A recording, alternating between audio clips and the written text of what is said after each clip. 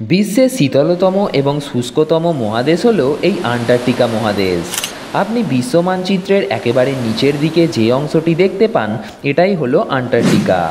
আয়তনের দিক থেকে এই আন্টার্কটিকা মহাদেশ পঞ্চম স্থানে রয়েছে।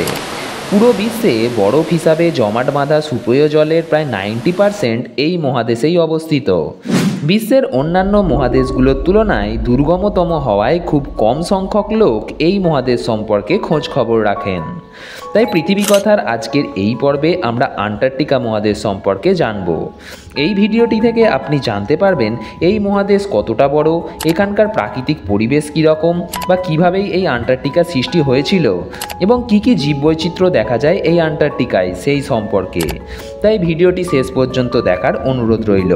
ভিডিওটি ভালো লাগলে অবশ্যই একটা লাইক করবেন, কেননা আপনার করা একটা লাইক এই ভিডিওটাকে আরও মানুষের কাছে পৌঁছে দিতে সাহায্য করবে। সার্দান সাগর দ্বারা পরিবেষ্টিত এই আন্টার্কটিকা মহাদেশের আয়তন 1,42,00,000 বর্গ কিলোমিটার বা 55 লক্ষ বর্গ মাইল। অর্থাৎ আয়তনের পরিপ্রেক্ষিতে আন্টার্কটিকা অস্ট্রেলিয়া মহাদেশের প্রায় দ্বিগুণ, আর যুক্তরাষ্ট্রের থেকে প্রায় 1.5 গুণ বড়। আয়তনের হিসাবে পঞ্চম স্থানে থাকা এই মহাদেশ প্রায় পুরোটাই বরফের চাদরে ঢাকা। এখনও পর্যন্ত এই অঞ্চলে ধারণকৃত সবথেকে কম তাপমাত্রা ছিল -89.2 ডিগ্রি সেলসিয়াস। 1983 সালের 21শে জুলাই রুশ গবেষণা কেন্দ্র ভস্তকে এই তাপমাত্রা রেকর্ড করা হয়েছিল।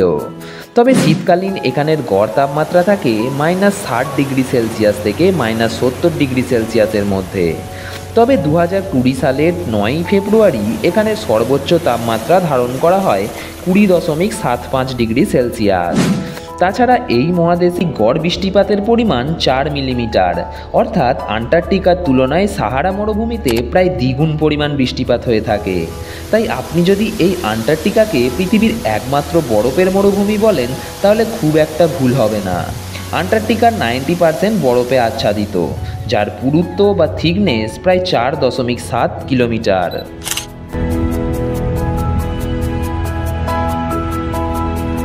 আজ থেকে প্রায় 16 কোটি বছর আগে এই মহাদেশের অবস্থান ছিল বিষুবরেখার কাছাকাছি। ওই সময় পৃথিবীর সবকটি মহাদেশ একটি সুপার কন্টিনেন্ট বা প্যানজিয়ার অংশ ছিল। সহজ ভাষায় বললে সবকটি মহাদেশ একসঙ্গে জুড়ে ছিল। আর সেই সময় পুরো আন্টার্কটিকা ছিল সবুজে বনাঞ্চলে ঘেরা। কিন্তু 16 কোটি বছর আগে এই টেকটনিক প্লেটের মুভমেন্টের কারণে আন্টার্কটিকা তার দক্ষিণমুখী যাত্রা শুরু করে। বিজ্ঞানীদের হিসেব অনুযায়ী আন্টার্কটিকাতে বরফ জমা শুরু হয় আনুমানিক 3.5 কোটি বছর আগে। তবে বর্তমান চেহারায় আসতে সময় লাগে অন্তত আরও 2 কোটি বছর। পৃথিবীর মহাদেশগুলোর মধ্যে একমাত্র আন্টার্কটিকাতেই কোনো স্থানীয় মানুষ বসবাস নেই, তাই সেখানে কোনো জনজাতি বা রাষ্ট্র গড়ে ওঠেনি। তবে এই মহাদেশের একটি আন্তর্জাতিক চুক্তির আওতায় পরিচালিত হয়।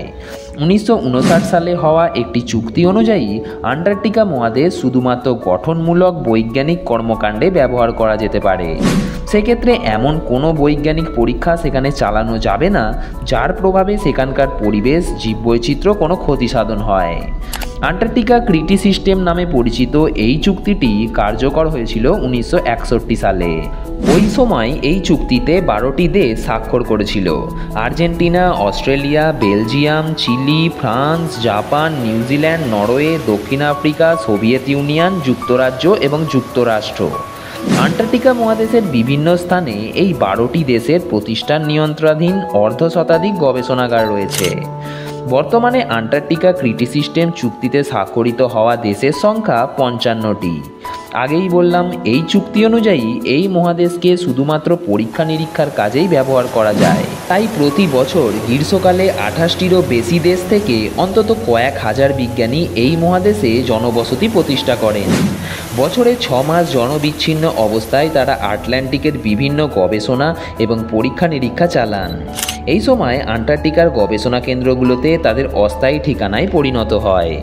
এই বিজ্ঞানীদেরও বিভিন্ন ভাগ রয়েছে, যেমন কেউ রয়েছেন জীববিজ্ঞানী, ভূতত্ত্ববিদ, সমুদ্র বিশেষজ্ঞ, মহাকাশ বিজ্ঞানী, হিমবাহ বিশেষজ্ঞ, গ্রহাণু বিশেষজ্ঞ প্রভৃতি।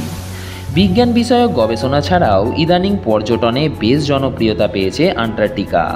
গ্রীষ্মকালে বহু পর্যটক ভিড় জমান এই বরফের চাদরে ঢাকা সৌন্দর্যকে উপভোগ করার জন্য। আন্টার্কটিকা মহাদেশ মানবশূন্য হলেও জীববৈচিত্র্যবিহীন নয়। এখানে একাধিক প্রজাতির সামুদ্রিক প্রাণী বসবাস করে। এদের মধ্যে বিশ্বের বৃহত্তম জীব নীলতিমি, দানবীয় স্কুইড, সিল বসবাস করে। এছাড়া পুরো মহাদেশ জুড়ে 8 প্রজাতির পেঙ্গুইন দেখতে পাওয়া যায়। তাই এখানে টিকে থাকতে এই সমস্ত জীবগুলোকে এমন তীব্র আবহাওয়ার সাথে অভিযোজিত হতে হয়েছে। তবে বিশ্ব উষ্ণায়ন এবং পরিবেশ দূষণের কারণে আন্টার্কটিকার বরফ ধীরে ধীরে গলতে আরম্ভ করেছে, যা বিশ্ব তথা সমগ্র জীবজগতের কাছে একটা অশনি সংকেত হয়ে দাঁড়িয়েছে। বিজ্ঞানীদের মতে আরও কয়েক বছর যদি এই ক্রমাগত হিমবাহ গলতে থাকে, তাহলে উপকূলীয় বহু দেশ জলের নিচে চলে যাওয়ার প্রবল সম্ভাবনা রয়েছে। তাই পরিবেশের কথা ভেবে সমগ্র মানবজাতিকেই সাবধান হতে হবে। আন্টার্কটিকা মহাদেশ নিয়ে পৃথিবী কথার এই পর্বটি এই পর্যন্তই। আপনি যদি পৃথিবীর সবথেকে শীতলতম স্থান ইয়াকুত সম্পর্কে জানতে চান, তাহলে এন্ড স্ক্রিনে দেওয়া এই ভিডিওটি দেখে আসতে পারেন। ভিডিওগুলো আপনাদের কেমন লাগছে তা অবশ্যই আমাকে কমেন্ট করে জানান, এবং চ্যানেলে নতুন হয়ে থাকলে চ্যানেলটিকে সাবস্ক্রাইব করে পাশের বেল আইকনটি ক্লিক করে রাখুন পরবর্তী ভিডিওর নোটিফিকেশান পাওয়ার জন্য। দেখা হবে পরের কোনো একটা ভিডিওতে আরও একটা নতুন ইন্টারেস্টিং টপিকের সঙ্গে। ততক্ষণ ভালো থাকবেন, সুস্থ থাকবেন। Bye bye.